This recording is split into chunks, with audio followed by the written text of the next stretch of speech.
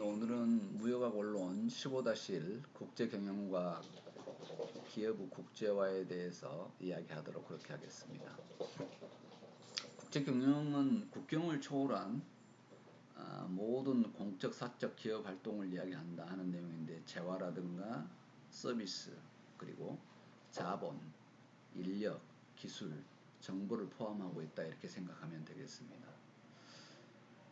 국내 경영과 국제 경영의 차이는, 유사점은 서로 이익 극대화인데요. 상이점은 국내가 아니고 국제이기 때문에 환경과 그 다양성이 너무 많다는 것이죠.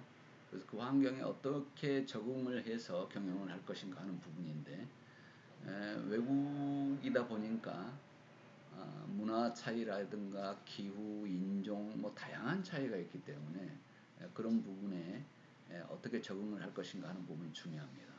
그래서 국제적으로 체제적 배분을 어떻게 하고 활용할 것인가 하는 부분인데, 결국은 이 국대화 추구에 있다 하겠습니다. 그래서 새로운 개념과 분석 기법, 그리고 정보를 어떻게 잘 확보할 것인가 하는 것이 중요한 내용이다 하겠습니다. 기업의 해외 진출 방식은 수출해서 진출하는 방식이 있고요.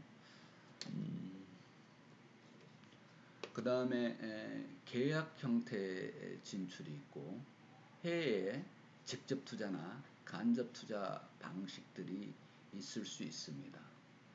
물론 이외에도 다양한 방법들이 또 있죠. 온라인으로도 진출할 수 있기 때문에. 수출 형태는 간접 수출이 있고 직접 수출이 있습니다. 또 계약 형태 진출은 라이센싱을 해서 하거나 프랜차이징, 그리고 관리 계약, 건설 턴키 계약, 그리고 계약 생산 등 다양한 형태로 진출을 할 수 있겠죠. 또 해외 투자 형태의 진출인데, 소유권에 따른 분류인데 단독 투자와 합작 투자입니다. 어떻게 하면 더 이익을 극대화할 수 있는 방법이 있겠는가 하는 방법에 다양한 방법이 있는데요. 신설을 하거나 아니면 외국 기업을 인수하는 형식으로 M&A 방법으로 가는 형식도 있습니다. 수출 형태 진출은 아주 기초적인 국제 활동인데요. 국내 제품을 해외 시장으로 판매하는 것, 말 그대로 해외 시장에 판매하는데, 어느 제품에 따라서는 또 해외 시장에서 필요한, 해외 시장에 적합한 상품으로 수정해서 판매하기도 하는데, 이건 기초적인 내용이다 하겠습니다. 간접 수출은 국내 중간상을 통해서 수출하는 경우인데요. 대부분 오퍼상이라든가 이런 역할을 해주는 곳을 통해서도 하기도 합니다. 그래서 우리나라에서 운동화를 생산하는 기업이 나이키를 통해서 OEM 방식으로 간접 수출을 하기도 하죠. 물론 리복이라든가. 그래서 전 세계적인 유통회사에 그쪽 브랜드를 붙이면서 이쪽에서 OEM 생산을 하는 그런 방식이라 하겠습니다.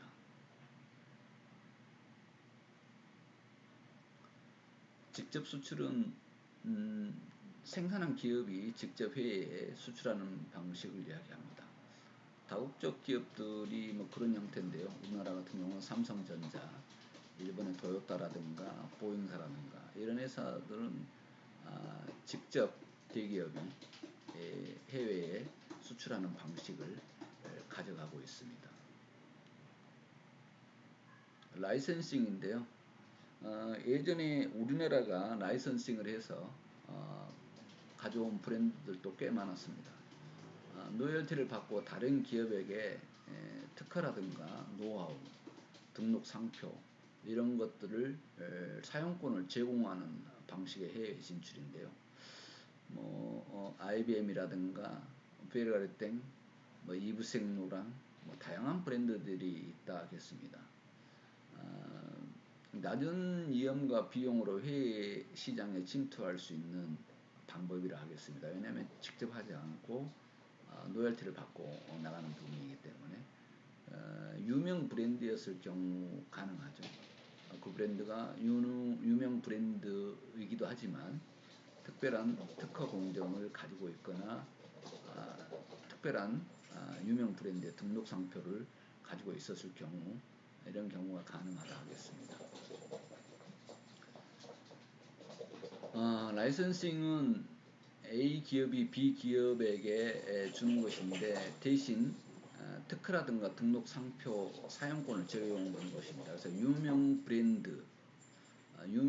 브랜드를 이용을 해서 그 상표권을 쓰게 하는 조건으로 일정 부분의 노열티를 지급하는 방식인데요. 그런 방식의 내용은 너무도 많습니다. 요즘 오늘날의 유명 브랜드들의 수익 모델이기도 하죠. 그 방식으로 해서 수익을 극대화합니다. 그러면 등록 상표 유명 브랜드일 경우 상표권을 주는 대신 로열티를 받기 때문에 큰 수고 없이 소득을 가져갈 수 있는 중요한 요인이라 하겠습니다.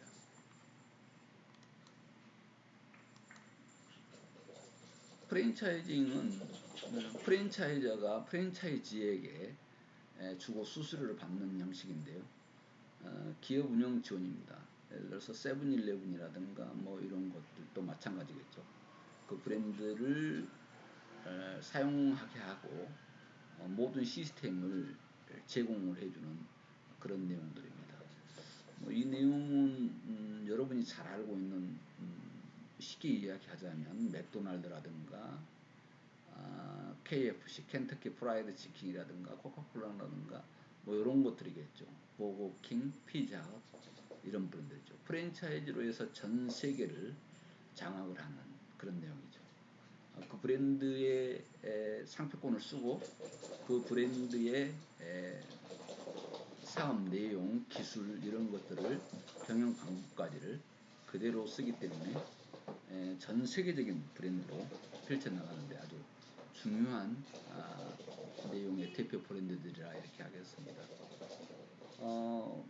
뭐 세라톤 같은 경우는 호텔이 되겠고요. 여러분이 잘 아는 맥도날드, 햄버거, 켄터키 프라이드 치킨도 마찬가지죠. 치킨, 우리나라도 치킨 브랜드 그렇게 많습니다만 또 외국 브랜드 프랜차이즈로 인기를 끌고 있습니다. 코카콜라 뭐 더 이상 설명할 필요가 없겠고요. 버거킹 같은 경우도 이제 우리나라에 많이 브랜드가 들어와 있죠. 햄버거 회사인데 미국에서는 맥도날드와 경쟁하는 그런 회사죠. 피자헛은 말 그대로 피자 회사인데 이태리에서 피자가 출범을 했는데 브랜드는 피자헛이 상당 부분 전 세계의 시장을 프랜차이즈로 장악을 하고 있는 그런 브랜드에 해당이 됩니다. 관리 계약 내용인데 한쪽 파트너가 운영 시설을 소유하고 다른 쪽 파트너는 경영을 담당하는 그런 내용을 이야기합니다. 많은 사람들은 그냥 호텔은 그냥 그렇게 직접 만들어진 걸로 생각을 하고 있는 사람들이 많은데요. 힐튼 호텔이라든가 마리오트라든가 세라톤 호텔 이런 데들이 경영 방법이라든가 브랜드 이런 것들을 이용해서 관리 계약을 하고 있는 데가 많습니다. 우리나라 신라 호텔도 중국의 동북아시아 호텔에 연계되어 있는 것처럼 그렇게 하는 것이죠. 턴키 프로젝트인데 플랜트 수출입니다. 그래서 기업이 공장 건설 수주를 하거나 설계 및 건설하고 완공을 하고 초기 운영을 해주다가 발주자한테 제공을 하는 그런 방식입니다. GE라든가 웨스팅하우스라든가 이런 것들이죠. 원전 및 개도국 전력 사업.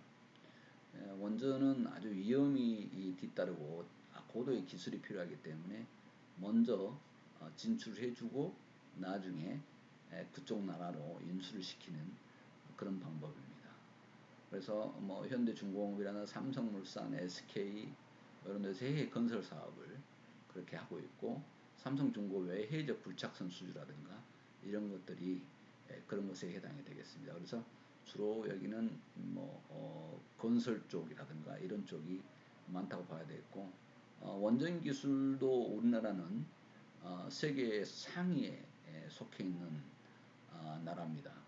그런데 지금 원전 수출이 꽤 많았었는데 우리나라가 탈원전을 선언하면서 지금 원전 매출이 많이 줄었던 그런 내용들이 있습니다. 계약 생산인데 제품 생산은 현지 기업에게 위탁하고 생산된 제품을 받아서 마케팅은 자사가 책임지는 이런 방식입니다. OEM 방식으로 진행하는 경우가 많죠. 나이키를 여러분이 사보면 그 생산지를 보면 메이드 인 차이나, 메이드 인 베트남이 많이 써져 있는 걸 볼 수 있습니다. 생산은 그쪽에서 한다는 것이죠. 우리나라 LG전자도 마찬가지 드럼 세탁기 생산하는 것 이런 부분들이 거기에 해당된다 하겠습니다. 지금 여러분이 알고 있는 나이키라든가 리복이라든가 이런 브랜드들이 전체가 그런 형식을 택하고 있다 이렇게 생각을 하면 됩니다. 실제 나이키 공장은 미국 브랜드지만 미국에 그렇게 많지 않고 거의 현지 생산, 외국 생산에서 의존하고 있는 내용을 볼 수가 있습니다. 전략적 제휴인데요.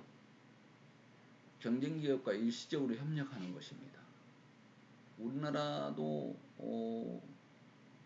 아이폰과도 부품 삼성전자와 교류가 있죠. 그렇듯이 전략적으로 협력을 하는 그 정도의 세계 시장의 수준이 높아져 버렸습니다. 기술 제휴 분야도 있는데요. 기술 개발이라든가 소싱, 생산, 마케팅 이런 것들을 해주는데 유럽 에어포스의 보잉사라든가 로키드의 대항을 해서 제휴를 하거나 이런 것들입니다. 그리고 2005년도에 대한항공과 일본항공이 주요 노선을 공동 운항하는 그런 방식, 전략적 경쟁사와 제휴하는 것 이런 방식으로도 나간다는 것입니다. 해외 직접 투자 형태 진출인데요. 이것은 단독 투자를 하기도 하고 합작 투자를 하기도 하는데 단독 투자는 의결권주가 95% 이상의 소유를 소유하고 진출하는 것은 완전 소유 자회사라고 이렇게 봐야 되겠습니다. 독점적인 우위를 소유한 경우인데요. IBM이라든가 코카콜라라든가 이런 회사들이 주로 그런 회사라 이렇게 보면 되겠습니다. 합작 투자는 기업이라든가 또 개인 또는 정부가 공동 소유권을 가지고 공동 운영하는 것을 이야기하는데요. 주식이라든가 특허라든가 노하우 이런 것들이 거기에 해당되겠습니다. GM과 토요타의 합작 투자 이런 것들이라든가 GM 대우 자동차 생산이라든가 이런 것들이 그런 게 되겠습니다. 우리나라도 지금 GM 대우는 GM과 합작 투자해서 진행을 하는데 이 내용이 현지에서 활성화가 안 됐을 때 철수하는 경우가 생겼을 때 큰 충격을 주는 그런 내용을 볼 수가 있죠. 군산에 우리나라 GM 대우가 철수했을 때 군산 지역이 힘들어지는 그런 상황이 오기도 한 중요한 사례라 하겠습니다. 신설이나 인수인데요.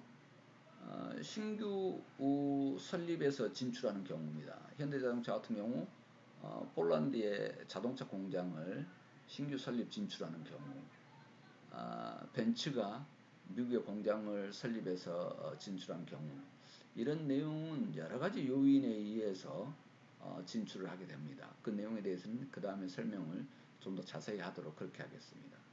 M&A가 있는데요. M&A도 아주 중요한 방식입니다. 기업을 인수한다고 하는 것은 기존의 시장에 상품까지를 같이 가져올 수도 있고 또한 기술 노하우를 그대로 통째로 가져올 수 있는 내용이 되기 때문에 우리나라도 미국 회사를 인수하거나 일본 회사를 인수하거나 이런 내용을 우리가 많이 볼 수 있습니다. 해외 진출의 방어적인 측면에서 진출하는 경우가 있는데요. 우리나라 생산해서 미국으로 예를 들어 수출한다면 관세 장벽이 많다고 생각했을 때 미국 현지에서 생산하는 것이 관세와 상관없이 판매될 수 있으니까 좋겠죠. 또한 그 나라의 수입 규제라든가 이런 것들을 규제 회피를 위해서 현지에 직접 투자하기도 합니다. 또한 물류비를 줄일 수 있죠. 수송비가 과다하게 들어가는 것을 줄일 수 있기 때문에 훨씬 이익을 더 창출할 수 있는 내용이 되고 더 저렴한 가격으로 공급할 수 있는 내용이 되겠습니다. 또한 특허 보호를 위해서도 그런 경우가 있고요. 공격적인 동기로 해외에 진출하는 경우는 자본이라든가 설비, 인적자원, 노하우를 적극 활용해서 실질적으로 그 나라의 경쟁시장에 뛰어드는 것입니다. 이런 것들은 외국의 신기술 및 노하우를 습득할 수 있는 좋은 내용이 될 수가 있고요. 현지 인센티브를 활용해서 진출하기도 합니다. 국제기업의 국제화 과정인데요. 간접 수출 또는 우연한 수출로 해서 나가기도 하고, 또 2단계는 직접 수출 또는 라이센싱에서 진행하기도 하고, 3단계는 적극적인 수출하고 라이센싱도 하고 해외 생산을 하는 그런 내용에서 4단계는 글로벌 마케팅하고 직접 생산하는 그런 내용까지를 거치기도 합니다. 기업의 국제화 단계인데요. 처음에는 간접 수출, 비정기적인 수출을 하다가 국제 전략을 해서 진행을 하는 경우도 있고, 그 다음에는 직접 수출하고, 나중에는 직접 투자를 해서 여타 국가들의 이해 방식으로 진출하는 방식이 있고요. 4단계에서는 다국적 생산 및 마케팅을 진행하는 이런 기업의 단계별 진행이 있습니다. 물론 단계별로 진행하는 회사도 있지만 바로 다국적 기업으로 생산하는 이미 안정되게 해외 시장이 구축이 됐을 경우는 그렇게 진행한 경우가 있습니다만은 대다수가 이렇게 단계를 거쳐서 국제화를 진행하더라 하는 내용을 우리가 볼 수 있습니다. 소니와 삼성전자의 국제화 전개 과정을 이렇게 보면, 지금 소니는 일본에서 TV를 생산하다가 미국에 그래서 수출을 했는데, 미국이 일본산 TV 수입에 대해서 반덤핑 규제를 가하고 이렇게 하니까 컬러 TV를 미국에서 직접 생산하기 위해서 미국에 직접 투자하는 경우가 있습니다. 이건 미국이 그렇게 유도하기도 하고, 아니면 투자하는 회사가 적극적으로 이렇게 진행을 하기도 합니다. 우리나라도 삼성전자가 미국에 단독 투자를 해서 TV를 생산하고 판매를 하기로 했죠. 그래서 우리나라 삼성전자 TV가 인지도가 높아지고 신뢰성이 높아지니까 이렇게 직접 투자해서 전개하는 경우가 있습니다. 특히 미국은 그 반덤핑 제소, 최저 수출 가격제 뭐 이런 것 때문에 자기 나라 제품에 대한 보호를 위해서 말이 안 되게 너무 저렴하게 팔거나 덤핑 판매를 하거나 이렇게 했을 때 최저 수출 가격제까지 이렇게 만들어가면서 무역에 대한 제재를 가하기 때문에 직접 현재 투자해서 생산하기도 합니다. 이렇게 했을 때 또 그 해당 국가는 거기에 투자를 받을 수 있어서 좋기도 하고요.